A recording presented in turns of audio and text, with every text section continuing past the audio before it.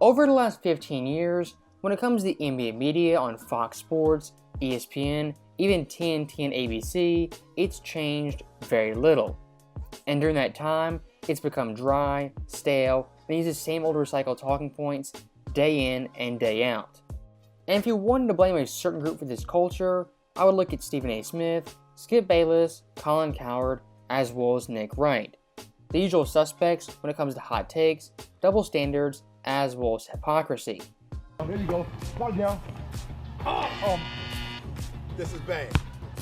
And in large part due to those four figures, there's a new movement called the New Media, led by, of all people, Draymond Green. And to make it pretty simple, the New Media, it's about current day players, as well as past players, voicing their opinion and pushing back on the mainstream narratives. Now, players hating the media, that's nothing new, that's been going on for 50 plus years. And with that being the case, you would think NBA players entering the media space will be more tactful and respectful and just self-aware of what fans actually want. But unfortunately for us, it took about 3.5 months for the new media to pull a 180 and become just like the old media with hot takes, double standards, disrespect, as well as hypocrisy. And you know why this is? Because the media is the media regardless of who has the mic.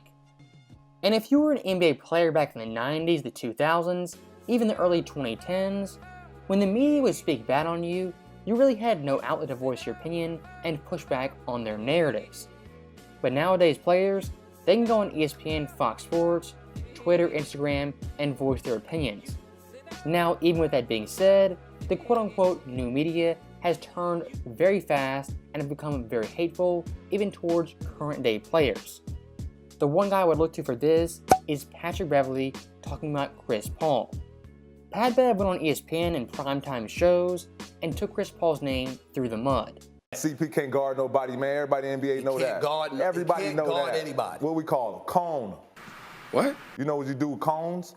Like when in the summertime, you got a cone. You make a move. What does the cone do?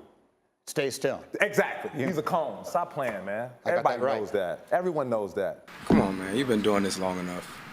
Seriously, right? And after all those segments, I didn't see hardly any NBA players, past or present, call out Pat Bev for his BS. And if you actually watch those segments, what he says is complete and utter nonsense. I mean, a year prior, Chris Paul dropped 40 points on Pat Bev in his home court. And Bev was so mad, he shoved Chris Paul in the back after getting torched repeatedly. My overall point being, just because one guy's in the NBA doesn't make him right by default or make his arguments valid in any debate, as Pat Bev clearly was wrong on nearly every point in regard to Chris Paul. And one thing for the new media that's going to be very scary for them is getting held accountable for their takes and what they say on podcasts or on ESPN. It's going to hit them very, very fast. The NBA fans generally are unhappy, moody, and overreactive. Just a warning and something I know from first-hand experience. And looking at the face of the new media, Draymond Green, only recently has been held accountable for his terrible comments. As only less than a week ago, he called Kendrick Perkins a coon over a basketball take. Think about that, we're talking basketball, a kid's game, and Draymond used a slur when referring to Perkins. You can vehemently disagree with someone and they can 1000% wrong. But you think that word, someone like Perkins, is way out of bounds and crosses multiple lines. Imagine Stephen A. Smith or Skip Bayless or one of the big media figures calling Draymond that name. It would be frontline news for a week, and that anchor would be suspended, they'd be fined, and cast out of the NBA community. And looking back at Draymond, one thing he hates about the old media is their hot takes. But even Draymond himself is a master and a lover of the hot take. As only a couple weeks ago, he said Steph Curry in 2016, quote-unquote, couldn't get a bucket like Kevin Durant. Now take one step back, Steph Curry is a top 2 point guard of all time and arguably a top 10 player in NBA history. And back in 2016, he had one of the best MVPs ever, not just for a point guard, but for a player in general, averaging 30 points on 50, 40, 90 splits. And among players during the 2016 season, Steph that year had the highest true shooting percentage above Kevin Durant. And looking at ISO scoring, once again compared to KD, Steph Curry had a higher field goal percentage as well as effective field goal percentage. That is the cold hard facts right there that prove Draymond's take to be wrong and ill-founded. And I don't want to say he doesn't do research, but I think it's pretty obvious he gets fooled by clickbait pretty easily. As when it comes to someone like Bill Simmons, he had a comment saying "F you, Jalen Green." Now out of context, that looks pretty bad. But in context, Bill Simmons was clearly joking.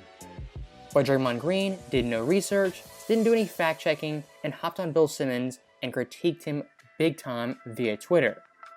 And for someone like Draymond, who is hypercritical of media mistakes, he issued no apology, no correction, and no follow-up to his big time blunder.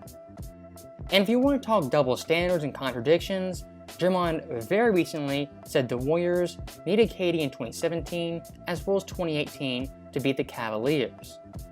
Now, that take on its own is fine, but it contradicts Draymond's point in his comments 3 years prior, back in 2019, when he very clearly said the Warriors didn't need Kevin Durant to win their championships.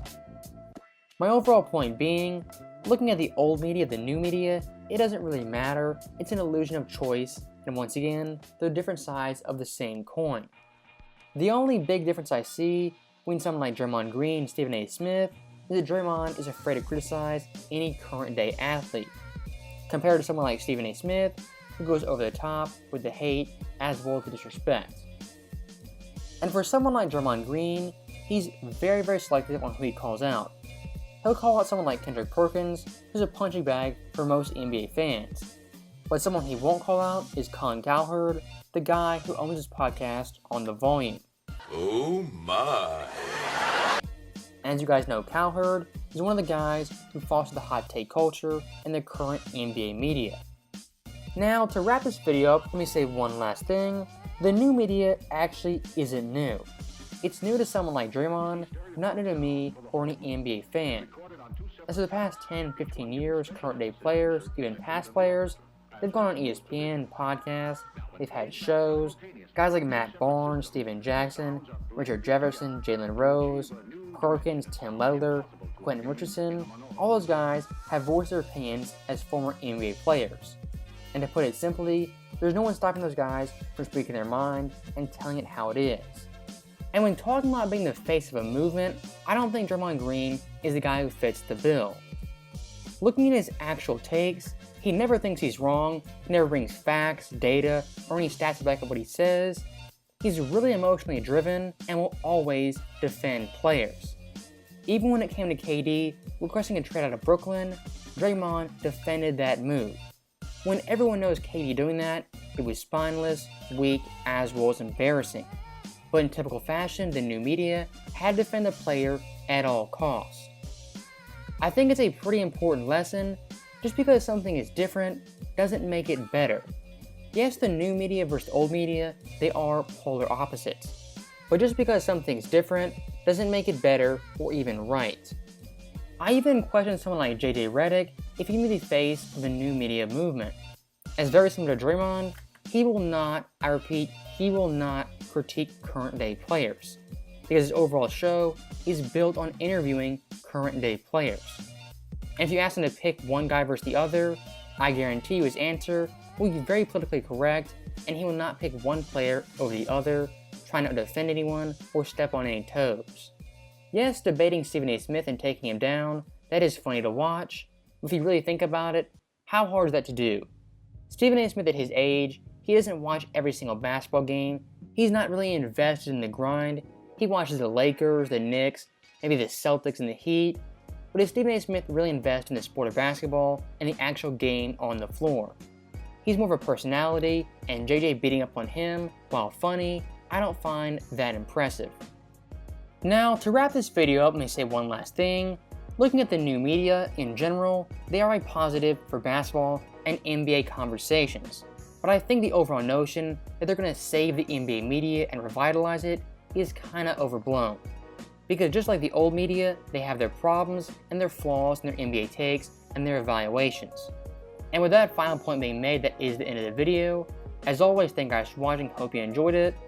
I'll see you guys next time.